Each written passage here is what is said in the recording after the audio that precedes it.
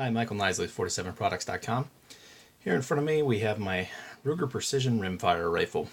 If you've been following my business for any period of time, you know that I had a product that was working great as a replacement for the magazine in the 1022 and the Ruger American Rimfire, and that is the Mallrat sled. This product fits up inside of the magazine well for a BX-fed firearm. You can see it locks up there nice and stable, and from there you can see it's locked in very well. One of the problems we ran into though is that when you're feeding around into the precision rimfire, as it feeds forward it catches at the 6 o'clock position right there, and I can continue to press it through and it does feed, but when we pull that round out and we take a look at it, we can see not the ding is actually from extraction, but right here on that bearing surface we've shaved lead, and we don't want that. You know, that's just, we're trying to avoid that. So I've been around and round with lots of different solutions for this rifle, including many designs for the Ruger Precision Rimfire, and I've gotten solutions that work, but they're not excellent. And you know, I wanted to continue to move along with this product. You know, it's a great rifle. I have a lot of people that are interested in a single shot loading tray for it, but getting it to feed reliably, I just hadn't been able to do.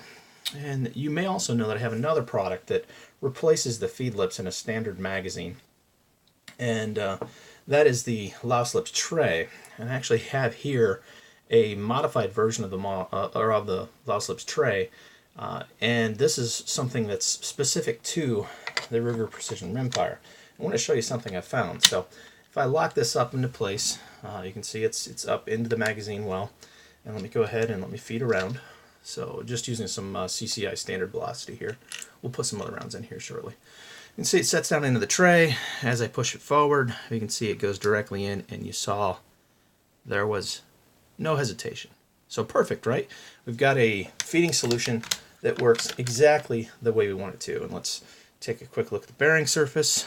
You can see again that nick from ejecting it, but the bearing surface itself is perfectly clean. No nicks, nothing whatsoever. Bearing surface is perfect. So we've got a great solution here. There's a problem.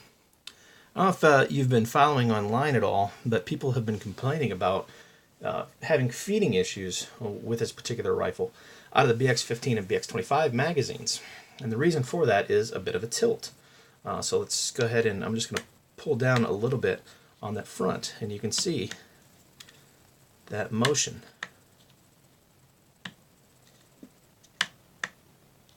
So that little bit of motion there, now with it down, let me go ahead and again grab a clean CCI standard velocity, put that down into the tray.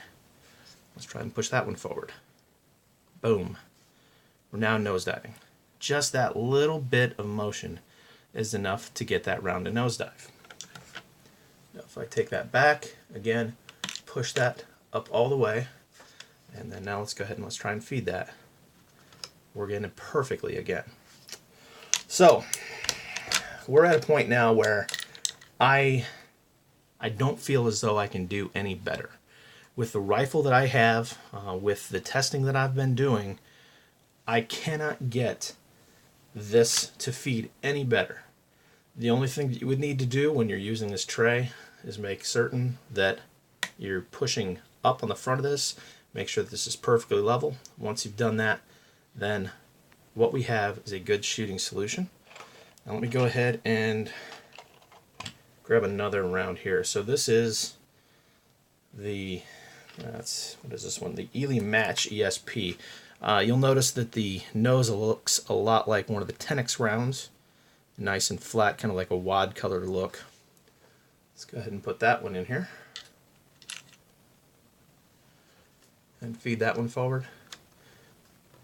And we can see, even with that wad cutter nose, we're feeding in very reliably.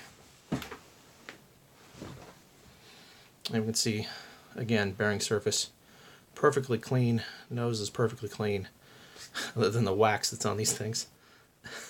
but the lead itself is in good shape, but the wax is a little iffy. So that's what we have here. Again, make certain that front is pushed all the way up.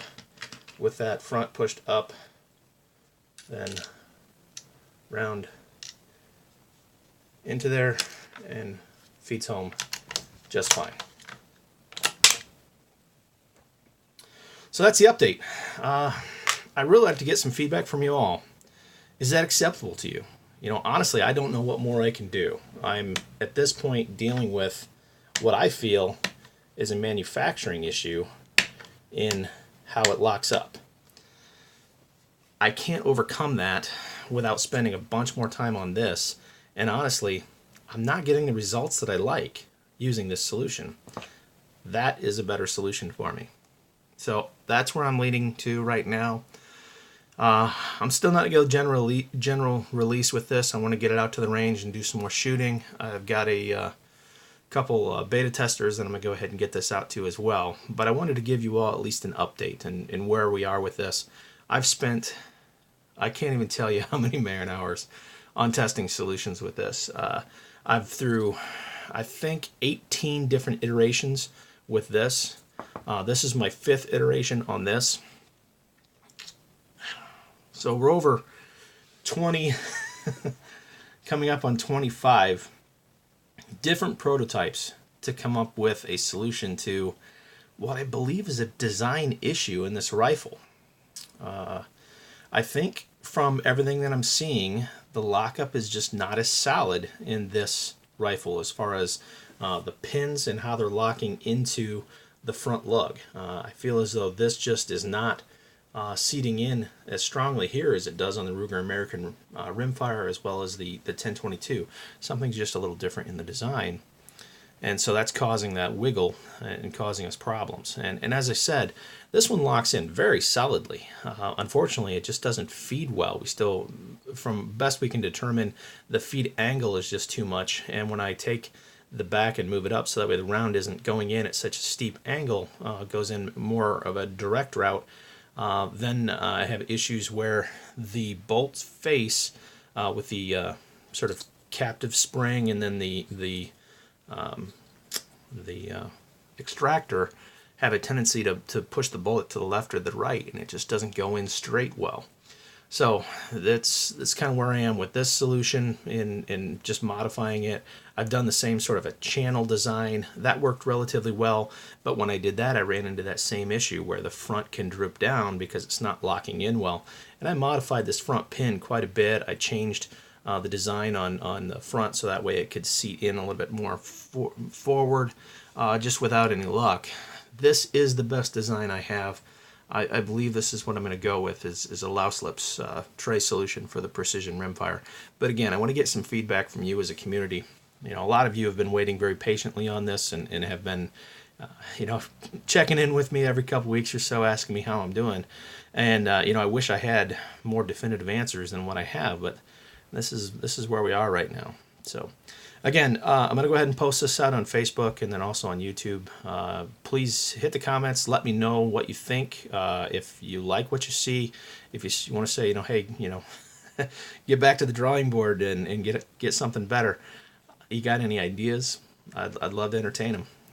Keep me posted and let me know what you think as a community. I would greatly appreciate it. As I said, I'm going to go ahead and get a couple of these set up and ready to go, get them out to some beta testers, get some actual field work done with them. I think playing around with these in an office and seeing how they feed is a lot different than when you're sitting at the range at the bench, out in the cold, just trying them out in all those different environments. We'll see a little bit better how well these work. But I'm very happy with the results compared to all the previous. This is by far the best solution I have so far. Again, thanks very much. Again, Michael Neisler with 47products.com. Everything you see here is available at the website 47products.com. Thanks. Bye.